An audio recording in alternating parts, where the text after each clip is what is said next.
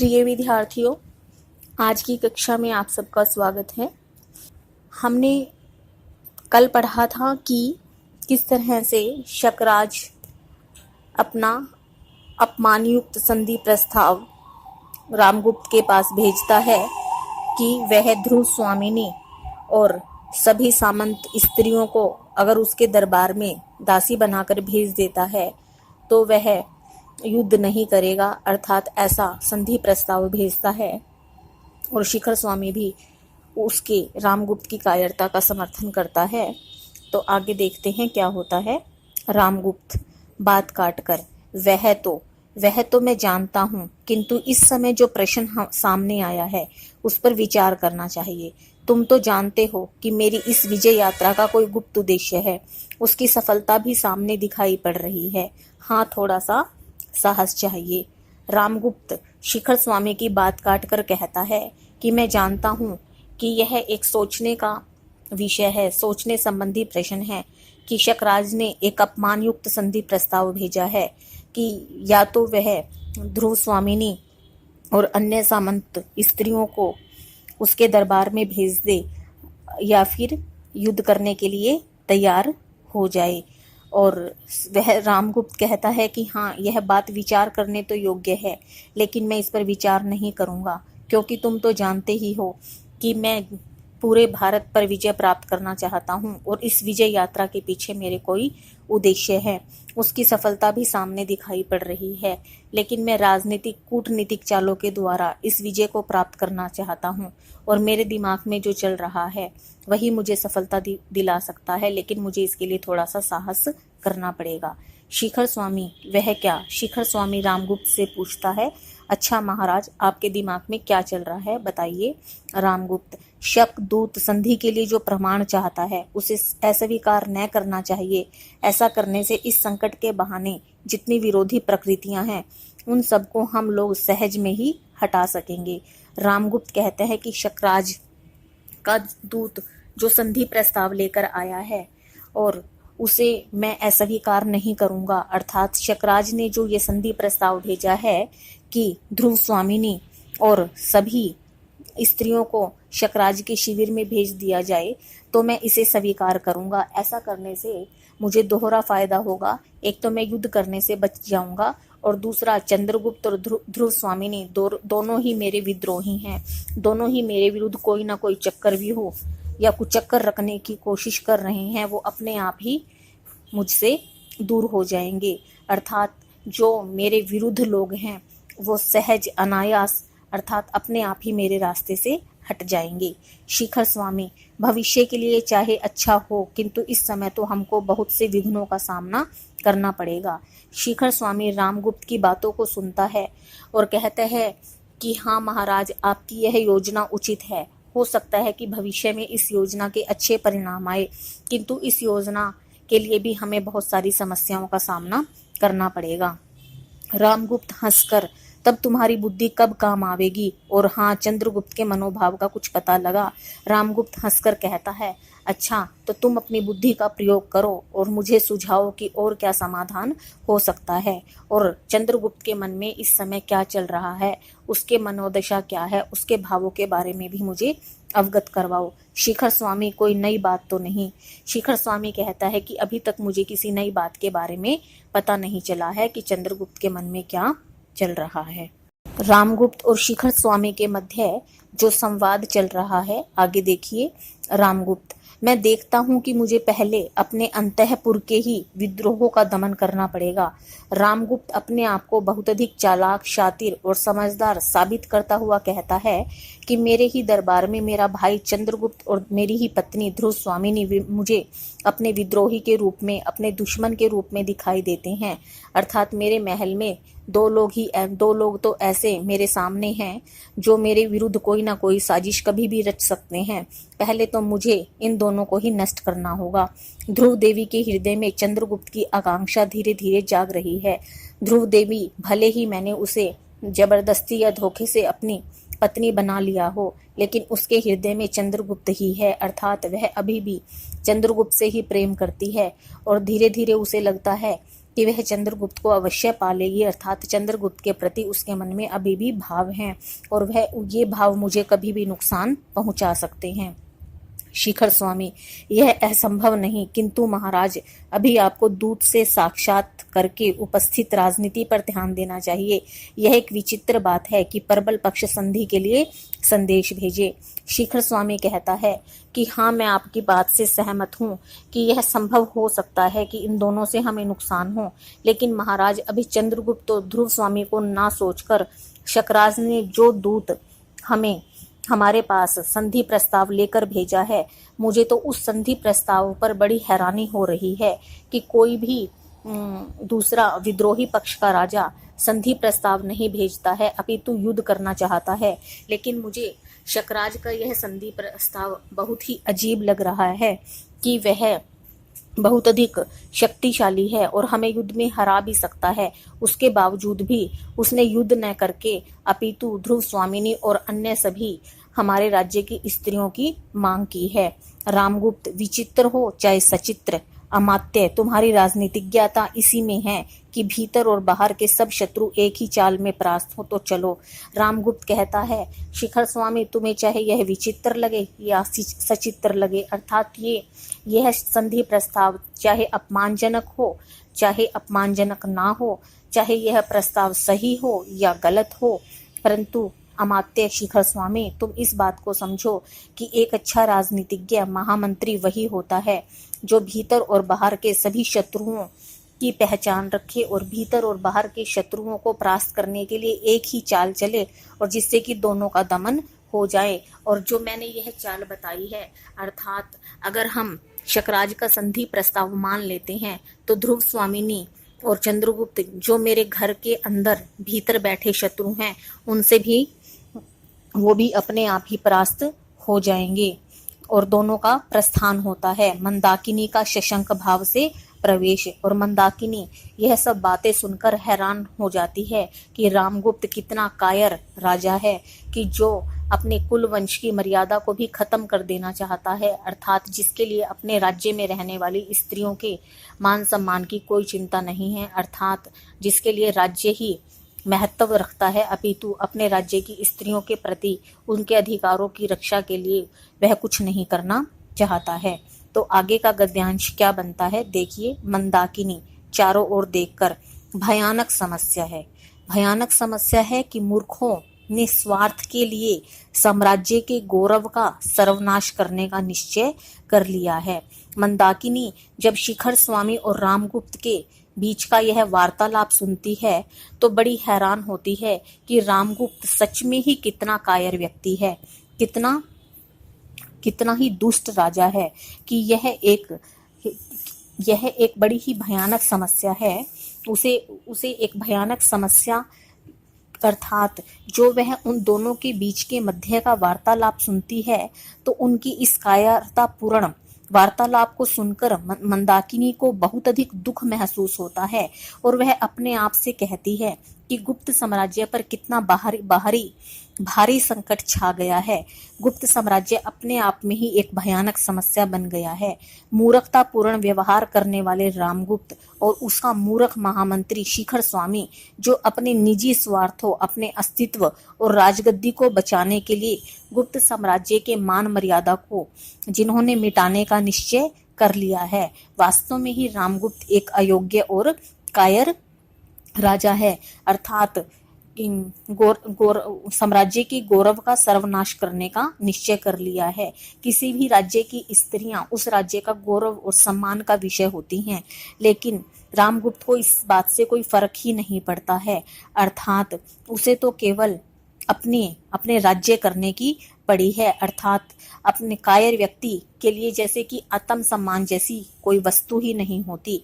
यहाँ तक कि वह अपनी कायरता को छिपाने के लिए कुल मर्यादा को दांव पर लगाने में भी संकोच नहीं कर रहा है। रामगुप्त ऐसा व्यक्ति है जो शकराज के अपमानयुक्त संधि प्रस्ताव को स्वीकार कर युद्ध में ललकारने की अपेक्षा उसके अपमानजनक संधि युक्त प्रस्ताव को स्वीकार करता है। इससे उसकी कायरता का साफ चित्रण देखने को मिलता है।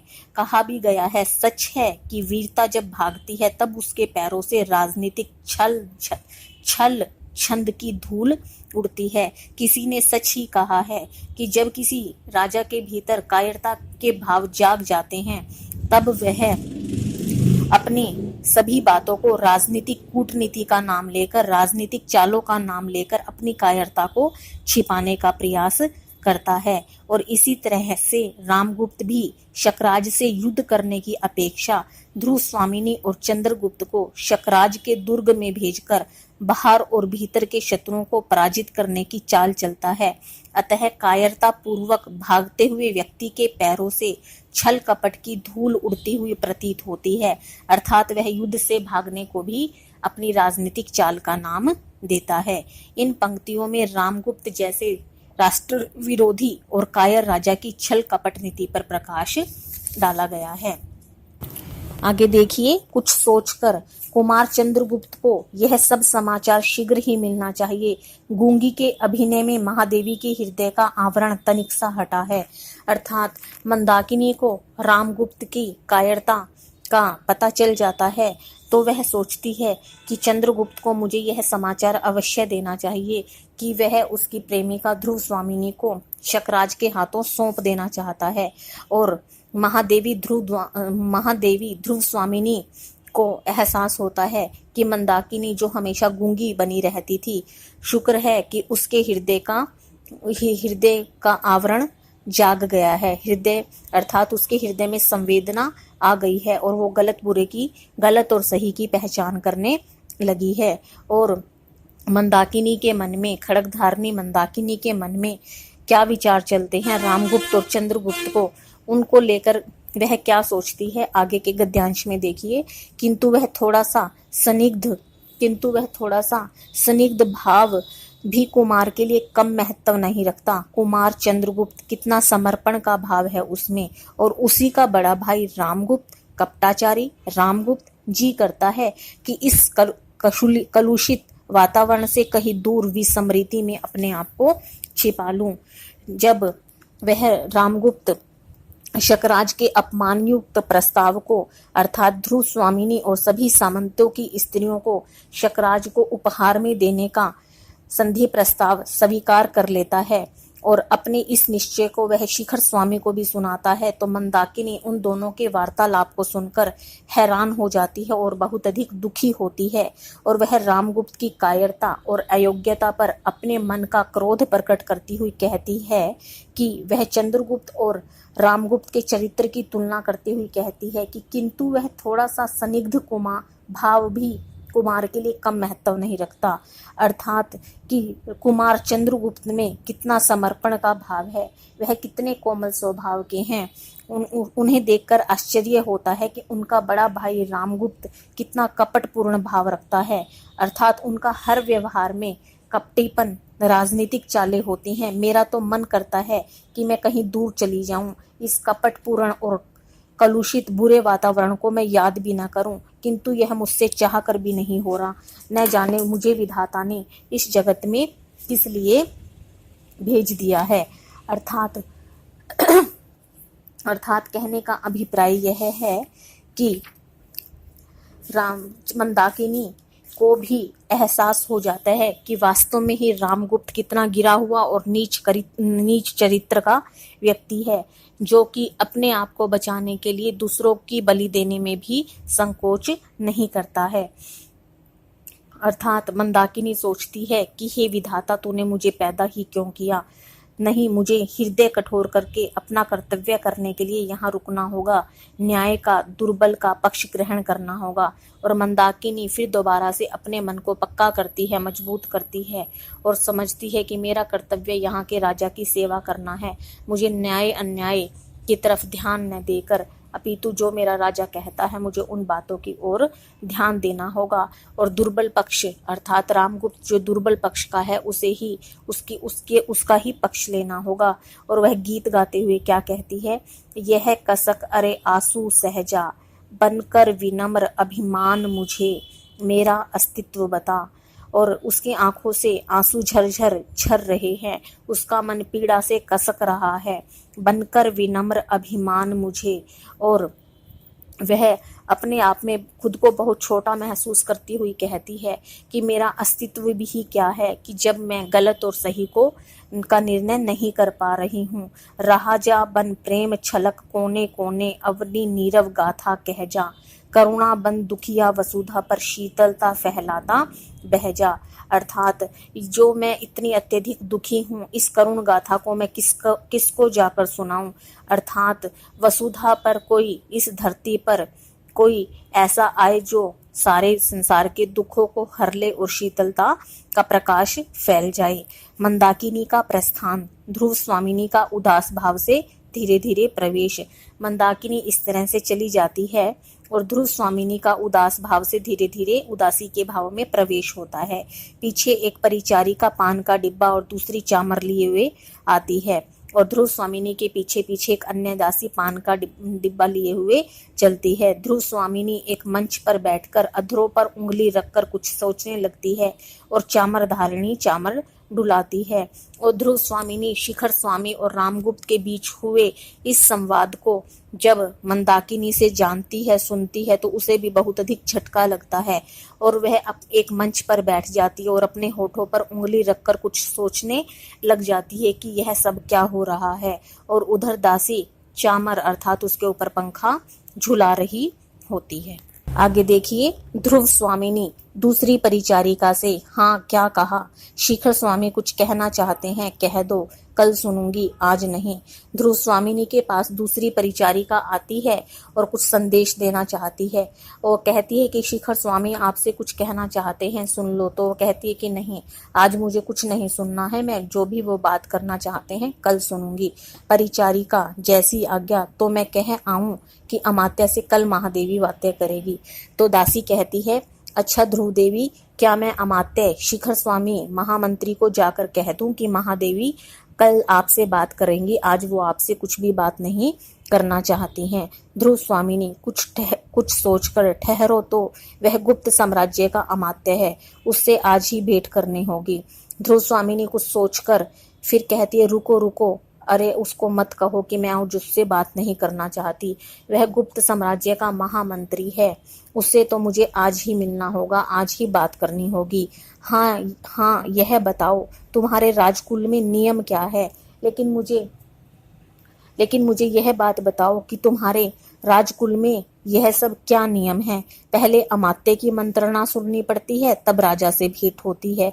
अर्थात कहने का अभिप्राय यह है कि कोई भी बात हो तो पहले शिखर स्वामी आकर मुझसे वार्तालाप करेगा और फिर राजा मुझसे अपनी बातें बताएगा। अर्थात ये राजकुल का कौन सा नियम है कि पहले महामंत्री आकर उससे कोई बात करेगा, उसकी वार्तालाप सुनेगी, संवाद सुनेगी और फिर उसकी राजा से भेंट होगी। परिचारिका दांतों से जीभ दबाकर, ऐसा नियम तो मैंने नहीं सुना। परिचारिका भी ऐसे नियम से हैरान और परेशान होती है। वो कहती है कि ऐसा नियम तो मैंने भी कहीं नहीं सुना है, यह युद्ध शिविर है ना, परम भट्टारक को अवसर न मिला होगा। महादेवी, आपको संदेह न करना चाहिए। और वह अपने राजा रामगुप्त का पक्ष लेती हुई कहती है कि शकराज युद्ध प्रस्ताव भेज रहा है तो महाराज को आपसे बात करने का अवसर नहीं मिला होगा, क्योंकि महाराज युद्ध नीतियों पर विचार करने में व्यस्त होंगे। तो महादेवी, आप उन पर संदेह न करें। महाराज आपसे वार्तालाप करने के लिए इसलिए नहीं आ पाए क्योंकि वो अन्य कार्यों में व्यस्त होंगे, इसलिए उन्होंने महामंत्री शिखर स्वामी को आपसे मंत्रणा या वार्तालाप करने के लिए भेज दिया होगा। अर्थात दासी भी अपने राजा रामगुप्त की कायरता को छिपाती है, अर्थात राजा का पक्ष लेती है। तो धन्यवाद, आप यहाँ तक करेंगे और इनको समझने का प्रयास करेंगे।